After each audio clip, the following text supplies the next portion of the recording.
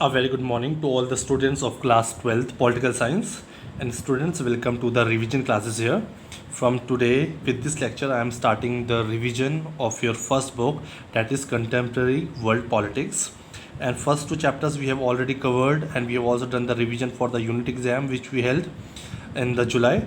So in this particular video I shall start a revision from the third chapter, previously which used to be your fourth chapter, as according to the new revised syllabus the third chapter, that is US hegemony, has been deleted from your syllabus, and some one or two topics of US hegemony has been added up to the second chapter, that is the end of bipolarity.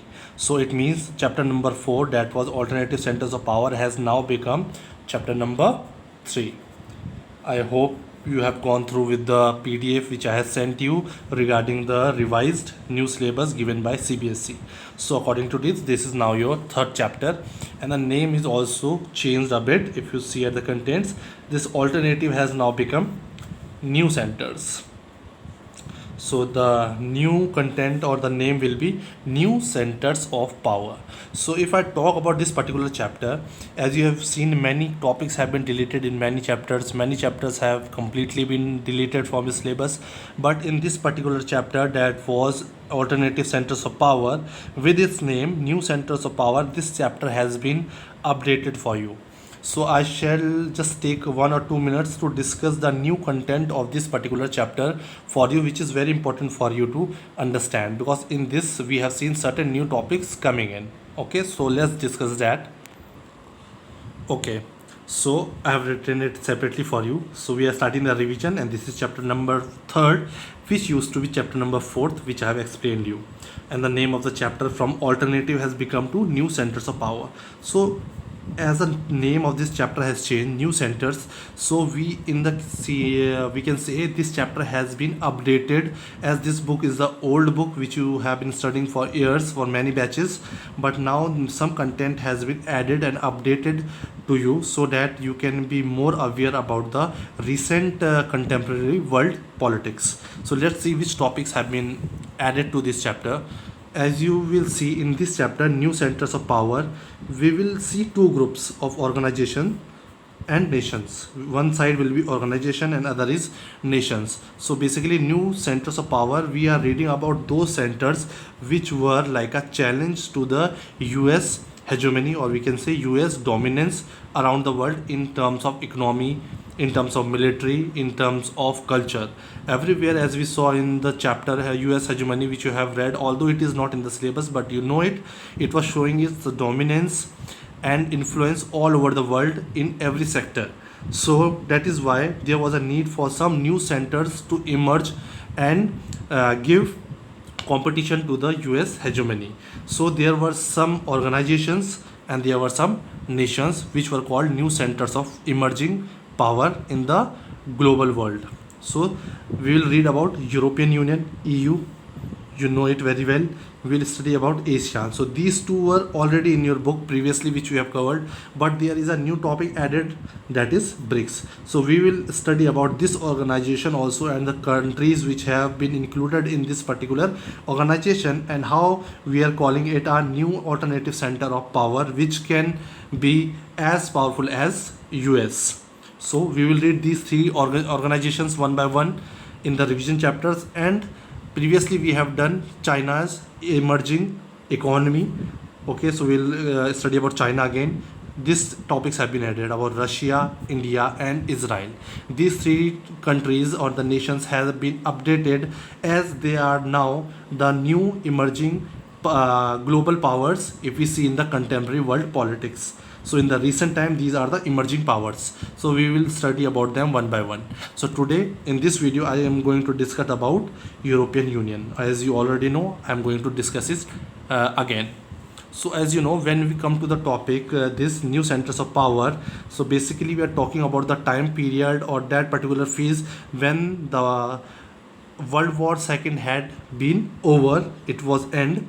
So that is why it's written, after the end of World War II, the question of Europe. So it was the question for Europe after the World War II, that came into front, and that question was, should Europe be allowed to revert to its old rivalries or be reconstructed with a positive conception of international relations? So the question for Europe was, after the Second World War was that should Europe still continue with the old rivalries, again engaging itself and wasting its economic resources in the warfares, or the other option was, or it should try and reconstruct its economy and structure with a positive conception of with maintaining and making good international relations. So this was a question put to Europe.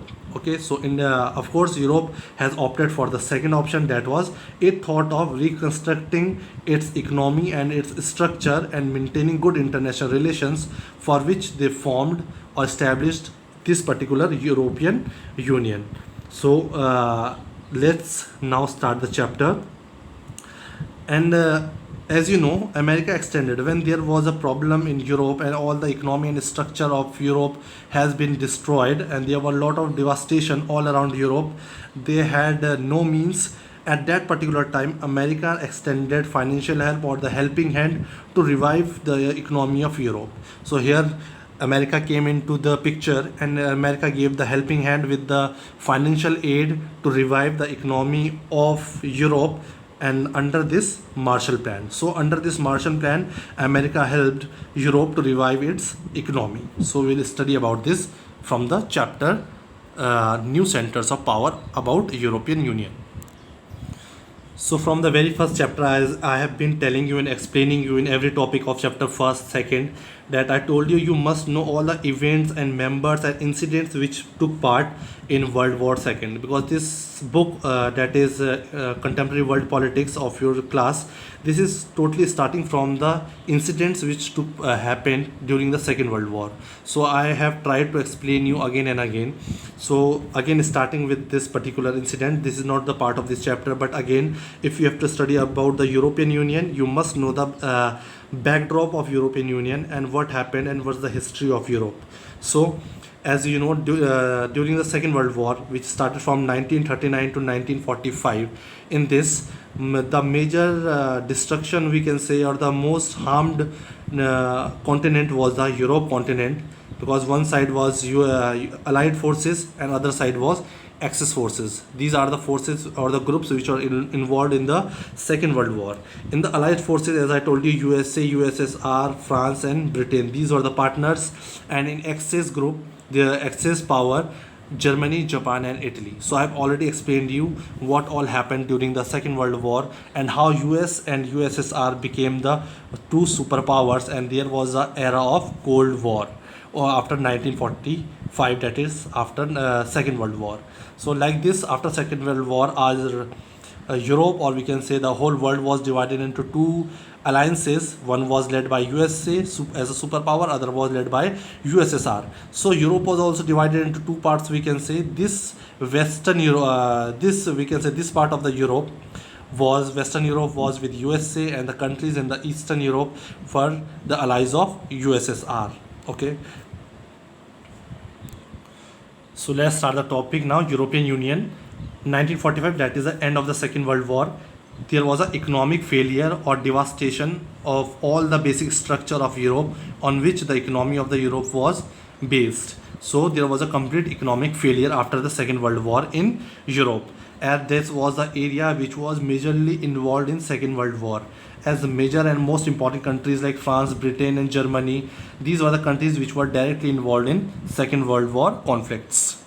So after this economic failure of Europe, the helping hand, as I told you, was given by USA in terms of financial help to, in a big amount, to Europe to build its economy and the structure once again through, and this help was given through the Marshall Plan. Okay, so after World War II, European state had shattered the assumptions and structures on which European state had based their relations. So all the assumptions had been shattered and all the structures has been shattered on which the European state or its economy was based, or the relation among the European states or countries had been based. Everything was devastated. So under Marshall Plan, the USA provided financial help to revive European economy. To help Europe to revive its economy through Marshall Plan, USA helped Europe. Under this Marshall Plan, there were various organizations, we can say, which came into existence. In such, the first one was under Marshall Plan, the Organization for European Economic Cooperation, OEEC, Organization for Europe Economic Corporation, was established in 1948. You must remember the date. In 1948, OEEC was established under Marshall Plan, and as from its name you can see, it was all related to economic cooperation among the nations of Europe. Okay, though this Western Europe states began to cooperate on trade and economic. So all the Western Europe, as I told you, the world Europe was also divided into two parts after Second World War. Western Europe was as allies of USA, and Eastern Europe was the allies of USSR. So here USA was giving a helping financial aid to Western Europe, and that is why they started cooperating on trade and economic issues. As we know, we read about India also in the second book. Just after independence, the first and the foremost important thing is the economic development, because after any war or after gaining independence, we have almost exploited all the resources. So it is very important to focus on the economic growth and bring our people and country out of the poverty cycle. So here Europe also wanted to come out of this economic crisis, and so they started to cooperate on trade and economic issues amongst themselves.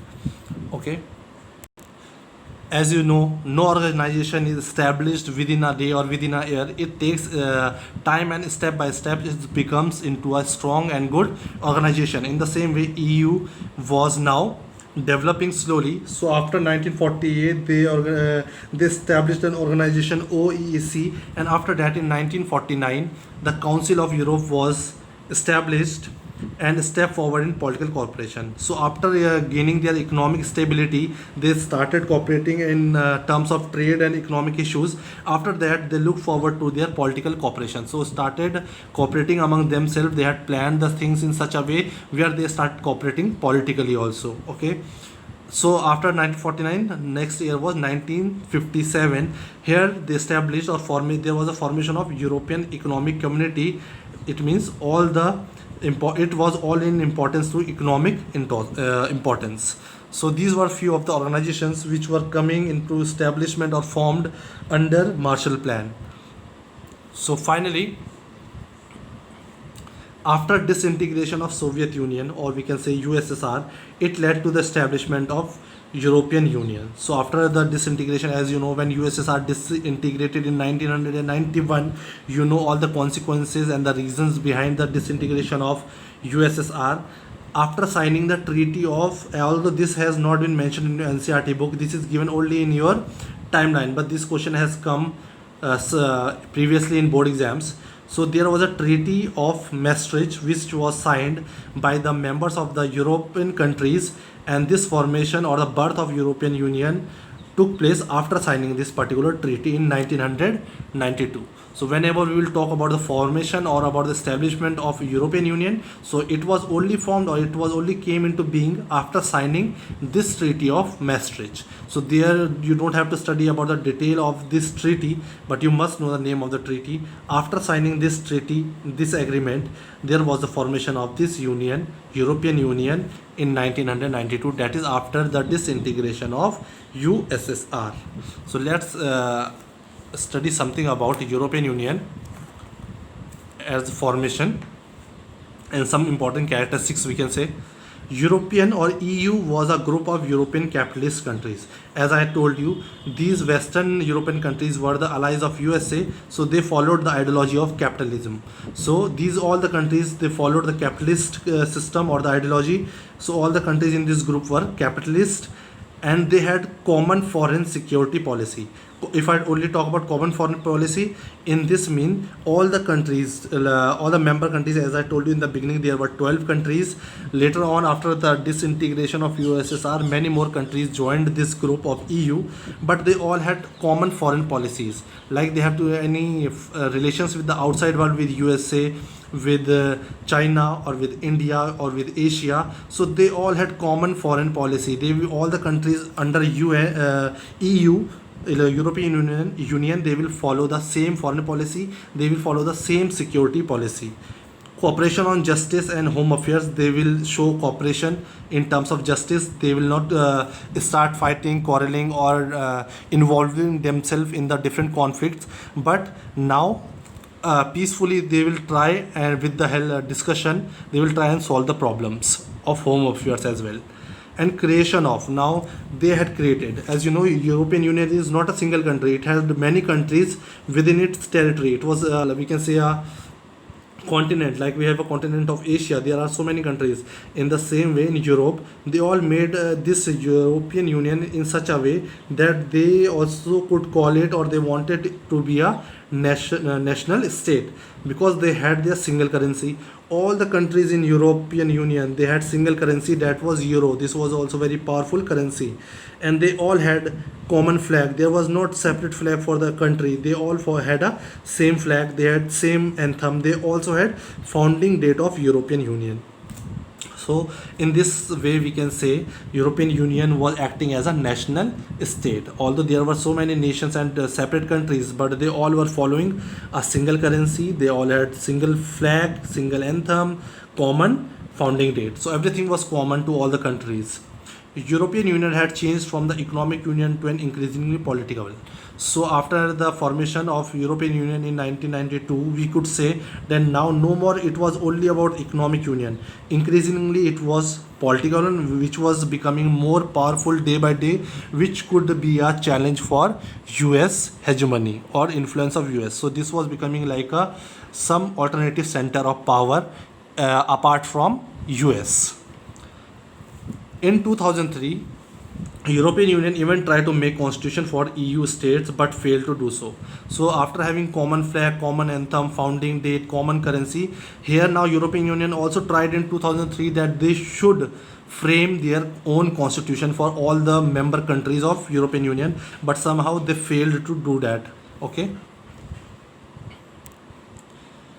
Moving forward with this, originally there were 12 nations were the members of EU. In the beginning, when there were the establishment of EU, there were 12 nations, 12 countries who formed the European Union, but later on few more countries joined, and those few countries were after the disintegration of USSR, that is post-Soviet republics also joined European Union, some of those countries. So European Union, there is always some question regarding to the flag of this European Union. So if you talk about the flag of European Union, it is circular in shape, which is having stars, okay, in the same way 1 2 3 4 5 6 7 8 9 10 11 12. So in this way I have made it roughly. There are 12 stars if you see on the flag of the EU, and it is put in a circular shape, and these stars are golden in shape. Okay, so on the flag there are 12 golden stars in circle shape, and this shape of the circles is golden color of the stars. This stands for solidarity and harmony between people of Europe. So this shows solidarity, a good integrity, a good strong relationship with promoting peace and harmony between the people of Europe. So all the member countries of Europe, they show harmony and solidarity with the help of this flag. So this is the importance of their flag. Also, why only 12? Because although yes, 12 nations were the members of EU in the beginning, and also 12 is traditionally a symbol of perfection, completeness and unity. So in Europe it was traditionally believed that 12 number, as in the watch also you can see there are 12 hours, and if you talk about zodiac signs, there are 12 zodiac signs. So it was said that 12 is traditional symbol of perfection, completeness and unity. That is why they included 12 stars in their flag. So many times this question comes regarding the flag of European Union, so you must study it properly. Now if I say European Union had economic, political and military influence, if we say that how it was becoming important and how it was an alternative power in contrast to US, or in counter to US, it had economic, political and military influence as the world's biggest economy. Okay, it was one of the biggest world economy at that particular time when it was growing. So it has influenced its neighbors as well, like in countries in Asia and Africa were very much influenced by European Union. Now it was being economically, politically and militarily influencing the countries around it. So it was definitely a new center of power as in against to US. So let's see some of the features of European Union, or we can say strength of European Union. Why European Union was giving a tough fight or challenge to US? What were the reasons behind it? If we are saying economic, political, military influence it had, to what were the economic influence, political influence, or military influence of EU? So what were the strength of economic strength, political strength, or military strength of European Union? I'm going to read it quickly because you have already know this, and there's nothing much to explain. You have to learn this data as well.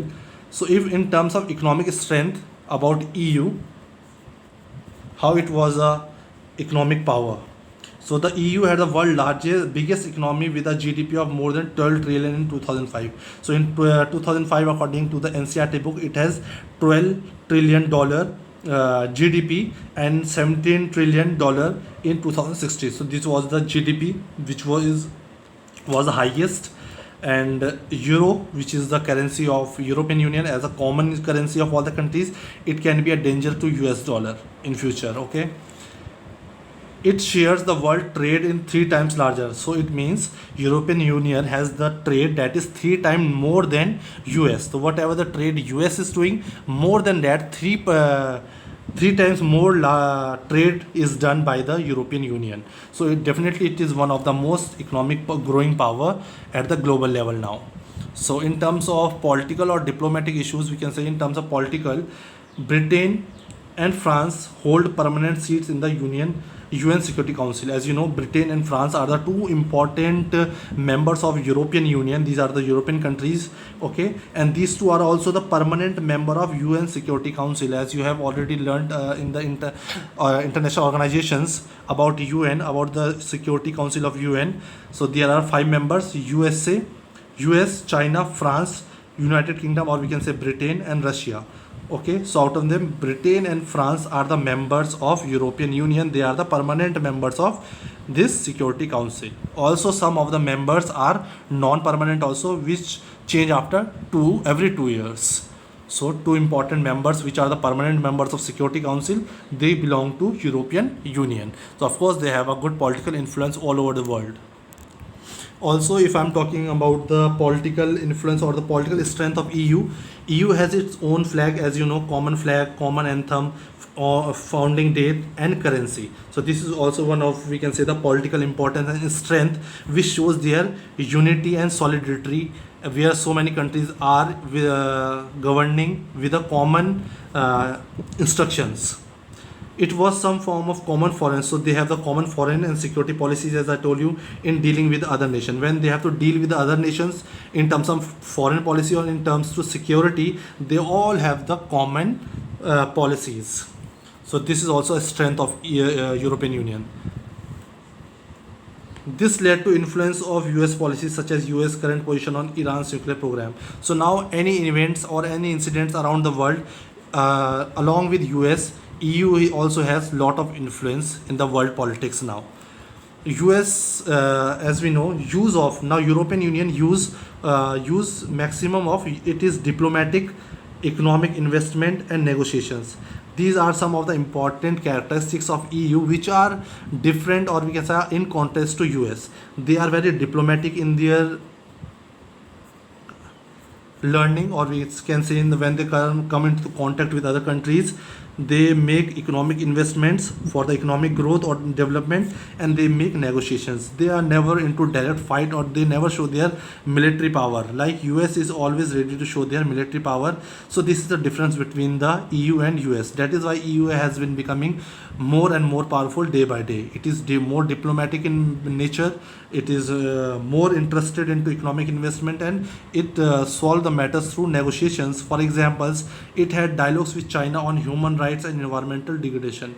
So European Union had certain negotiations and dialogues in regarding to human rights and environmental degradation. They are not always ready to fight with their military forces, but they try to solve the things with negotiations and dialogues. So if I tell about the military strength and military influence of EU, so you can see European Union total expenditure of military is second to the US. After USA, the European Union is the organization which is expending the second highest expenditure on the military of their countries. European Union combined forces is second. If we combine all the forces of European Union, it is also second after the US. Okay, they also have 550 nuclear weapons of destruction. They are also having nuclear weapons, and those are 550 nuclear weapons. And mainly these two countries, Britain and France, these two, as you know, are the permanent members also, and they are very powerful countries of European Union. European Union occupies second place in space and communication in terms of technology, space and communication technology. European Union occupies the second space. So we can say somehow that it is indirectly tough fight or tough competition with US now. So that is why we are studying it under the alternative centers or the new centers of growing powers. So but there are some limitations and controversies regarding, as every organization has some positive impact as well as some negative points. So here controversies regarding to UNR to include new members of state. There has been various controversies after the disintegration of USSR. Certain countries have been included in European Union. So there were some controversies. Not every country wants that their currency will be euro. So in the European Union, every country doesn't want that their currency should be euro. Some of the members of European Union states have their own foreign relations. If when we were talking about the political strength, economic strength, in that we read they have the common foreign policies and common security policies. But there are few members state who have own foreign relations and defense policies. So this, as we said, their strength was they were united and they were solidarity because they had the common foreign policies, they had the common security policies. But there are some members who do not follow those foreign policies. For example, Britain Prime Minister Tony Blair was America's partner in the Iraq invasion. When we had studied about in the US hegemony, we were reading about Iraq invasion, in which US wanted to invade, in which UN stopped USA to invade Iraq along with many countries, where Germany and France were also against US step to invade Iraq. In that, Britain, the member of EU, did not support Germany and France, but it supported America as became their partner in the invasion of Iraq. So we can say they had different foreign policies and different security policies, which was a drawback, we can say, for this particular organization.